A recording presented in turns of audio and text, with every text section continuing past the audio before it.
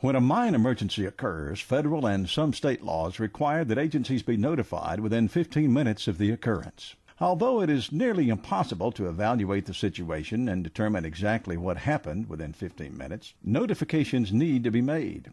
Therefore, at the immediate time that a possible explosion, major fire, entrapment of miners, or other major event occurs, the responsible person assigned at the mine must immediately notify MSHA and the state agency if required. This will eliminate major problems later and prevent the issuance of violations and orders with high penalties. It is better to report the incident to the hotline numbers provided and have the event turn out to be minor than to fail to report within the 15-minute period and suffer the penalties. The MSHA hotline number is 1-800-746-1553. Should the event escalate into a major occurrence, proper personnel will be notified and on their way to the mine so that a command center can be established. This would include company management personnel, MSHA personnel, state personnel, and labor officials if designated. Some management personnel may already be at the mine, and they will begin to establish a command center. Others will be included as they arrive. It is important to remember that mine management is responsible for planning and managing the event. This is a critical aspect of the success of the operation.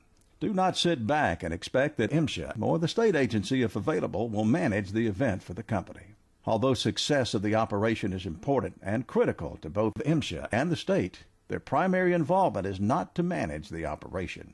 The responsibility of MSHA and the state falls more into ensuring the safety of all persons involved in the operation, including mine rescue teams, firefighters, and other miners who may be necessary to perform duties.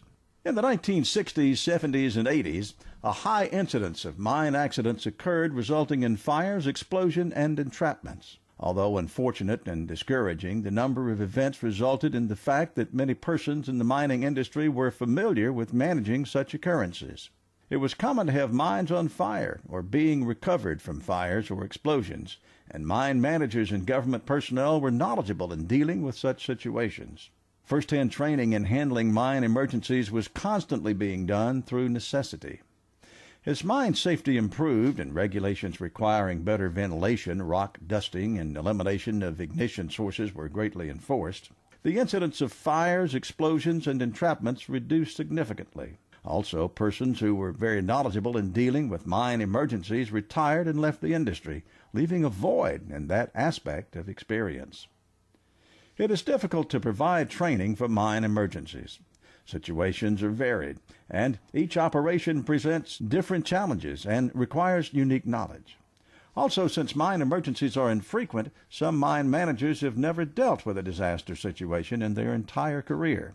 Therefore, it's important to provide mine emergency training for senior company officials and mine managers, and the training be varied and held on a regular basis to keep knowledge fresh and updated. The best training that can be provided is to conduct simulated mine emergencies, whereby a scenario is provided and mine managers are required to plan and manage the operation. These simulated events often use mine rescue teams to explore and gather predetermined information, which is reported back to the command center. Such events provide valuable training for both mine management and rescue teams and create as realistic an operation as possible. It's recommended that all mining companies conduct such simulations at least annually to keep training current and to give managers and teams a feel for what a real situation might be like. Often, MSHA and state agencies will participate in these simulations as they help in training agency officials and allow for training and resolving emergency issues in a positive environment. When establishing a command center, a group of management personnel should be selected. This would include persons knowledgeable in the entire mine, locations of electrical installations, and locations of resources. A good approach to managing the operation is to do all work through a series of written plans. Such plans should be developed by management personnel and be specific as to performing only one or two operations at a time. Plans should then be submitted to MSHA, the state agency, and miners' representatives if available for approval. This plan development, submittal, and approval process will serve to establish a written record of all directives provided to personnel going underground. Plans will be useful in instructing rescue teams or others of what actions they specifically are to do and can be useful during briefings prior to entry. Plans will also provide a systematic written record of the activities of the full event from start to finish. MSHA and the state agency will also have documentation of their agreement with the plan and will have documentation to substantiate any modifications to the 103J or 103K orders that have been issued. All plans should be formulated by the entire group in the command center if possible, but should be initiated by mine management. This may involve discussions on conditions that are already known, potential for conditions that may be anticipated, problems that might be anticipated, gas analysis information, seismic readings, and other factors of importance or concern. By having the whole command team work on aspects of the plan together, the approval process for MSHA and state personnel may be smoother and require less explanation. Plans should be developed on a step-by-step basis and should be specific to the task to be accomplished. For example, a plan that states that a mine rescue team should enter the area in by the number 2 fresh air base and explore as far as they can would be too vague. Limits should be established, such as limiting the rescue team to exploring a distance of 1,000 feet and then calling outside and reporting all findings before allowing any further advance, which could only be approved by another plan at the command center level. Each plan should remain focused on the final outcome of the event. All steps listed should be aiming toward a final goal, which is to rescue persons, extinguish a fire, or fully recover an area of the mine. Items such as preparing for future production activities should not be included. Before developing each plan, an evaluation should be made of the risk to the persons assigned to enter the mine.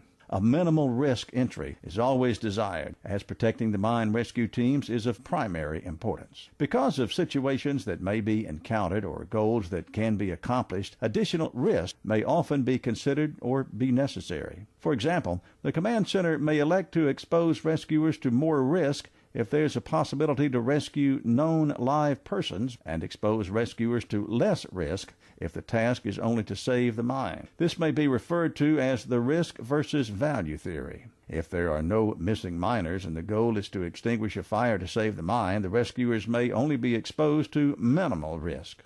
If there are miners missing and it's known that they have not survived, minimal risk exposure may be all that is considered to facilitate recovery of the bodies. If miners are missing and their condition is unknown, but there's likelihood that they might be alive, a higher level of risk may be considered. This might be referred to as moderate risk. If there are miners missing and it's known that they are alive by phone, text, tracking system, seismic readings, or other means, a higher risk level of exposure may be considered.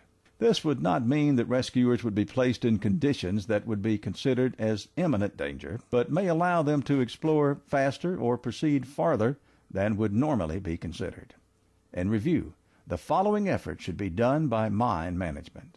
Establish a command center with representatives of management, MSHA, state, and labor if available. Establish a process for developing and submitting plans which identify steps to be taken to resolve the situation. Plans should be initiated by mine management and developed with the participation of all parties. Plans should be submitted to MSHA and the state agency for approval. Plans should be specific in nature and directives and minimize the work to be done. Plans should only focus on resolving the problem at hand. Planned activities should take into account the level of risk to which the rescuers or workers underground should be exposed. Risk levels for consideration may be: saving a mine may consider only minimal risk. Recovering bodies may consider only minimal risk. Working to rescue missing persons whose condition is unknown may consider moderate risk. Working to rescue missing persons who are known to be alive may consider high risk. The importance of continual training in mine emergencies cannot be overstated. Mining operations should plan mine emergency training at least annually, and senior company officials and mine managers and mine rescue teams should be included in dealing with emergency scenarios. Senior MSHA and state agency officials should be invited to participate in mine emergency training.